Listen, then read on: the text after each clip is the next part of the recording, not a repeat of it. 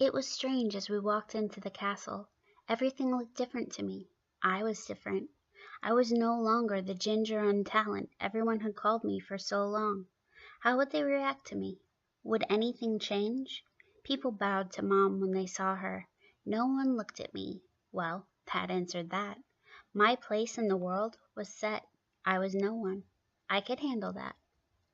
A feeling of loneliness passed over me. I wished Gear, Finley, and Autumn were there with me. I didn't want to deal with the solitude my life would be now. "My queen," a voice I recognized said. I looked over, startled to see Daria there. She looked worn out. It was like she'd hardly slept in the last few weeks. She also looked wary. Yeah, she should look wary. I knew the truth about her. Why had Mom kept her around when I had specifically told her that Daria had betrayed me? Mom continued to walk, making a motion for Daria to walk with her. "What is it?" she asked, her tone almost bored. Daria flicked her eyes at me and Liam before she spoke. "Another attack has taken place, my queen. The evil king's men have taken Noinen as well as Ull.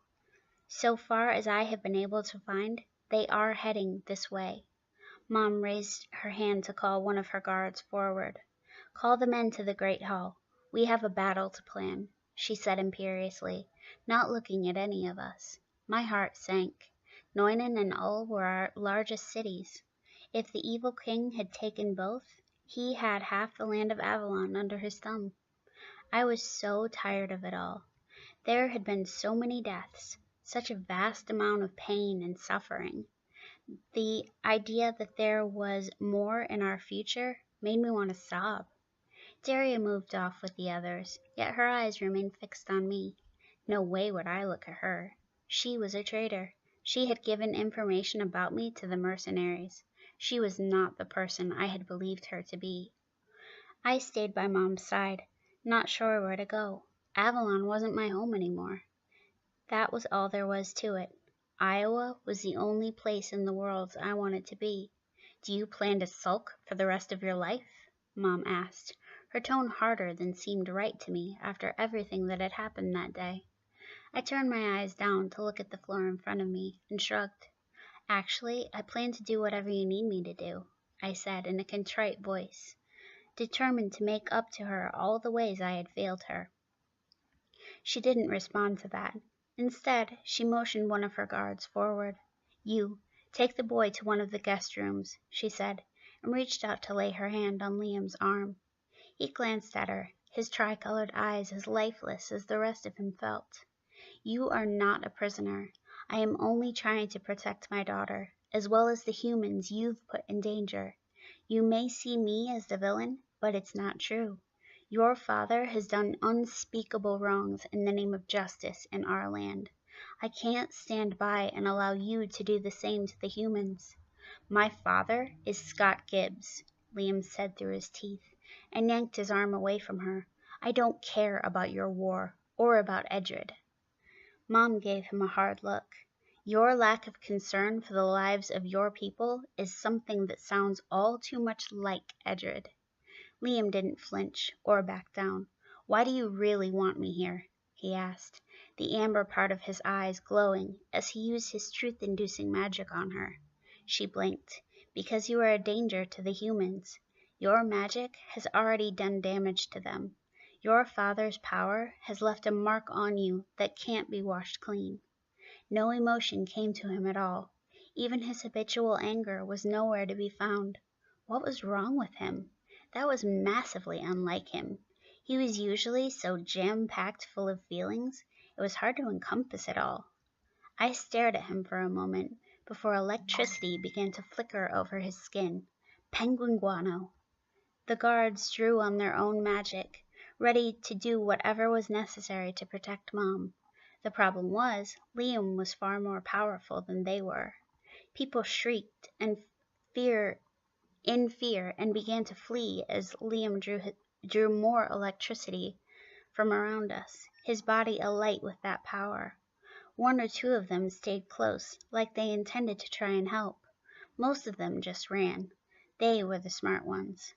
I stepped forward to take his hand, since we could calm each other that way.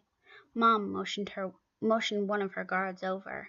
"Get Emery out of here," she shouted, flinching as a bolt of lightning shot from Liam toward the guards who had advanced on him. The guard slammed into the wall.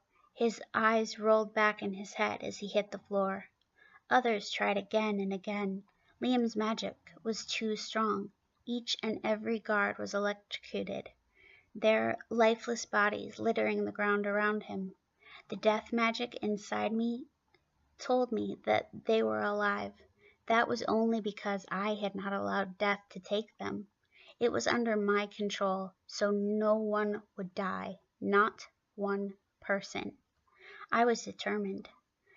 The guard pushed me back, his body shielding mine as Liam walked toward us. No, that was crazy. Liam was a good guy. He had lied to me, yes, but that didn't mean he was evil. The cold, emotionless figure who advanced on me was not the boy I had such strong feelings for. He was someone else entirely. It was like Mom had been right, that Edred's evil truly had been inside him all along. The problem was, my mom still stood right there. She hadn't rushed off as so many other people had done when Liam's attack began. I couldn't let him hurt her. She was my mom. I had to protect her. I stepped around the guard, my eyes fixed on Liam as I pushed my piece toward him. I had never used that amount of peace on anyone before. It was enough that any ordinary person's brain would have been turned to a pile of goo. With Liam, he barely slowed. Something was wrong, very wrong. "Liam, stop. You have to stop," I thought, praying our link would be enough to get his attention. He didn't even seem to have heard. His empty eyes stayed away from mine. It was like we were strangers. What could have made that happen? We were linked. That was when it hit me. Our magic was linked as well. I might be able to pull his power back, so he would be no danger to anyone else. "Liam, when this is over, I swear I'm gonna pop you one," I said aloud, and began to try and reel his power back in. He kept walking toward me, something began to flicker in his eyes. It was like my little plan was on the verge of working. The problem was, I was tiring out. His power was phenomenal, and I was suddenly bombarded by all of it. My head was not happy about that little arrangement. It still hurt from the influx of memories a few days before. Right then, it was like my head was being crushed in an archaic torture device. Blood began to drip from my nose, and Liam stopped in front of me. His eyes flickered again, and slowly, he reached up to touch my cheek. All of a sudden, his body jerked, and his eyes rolled back in his head. He toppled over. But that was when I saw. Mom stood behind him, a heavy iron candlestick in her hand. She had hit him. My mom had stopped Liam. That was when my ears began to ring. Through our link, injuries were split between us. So as Mom knocked Liam out, I was knocked out as well. My vision doubled, then tripled, before my knees gave out. Liam and I landed on the floor together, our eyes meeting one last time before blackness wrapped around us both.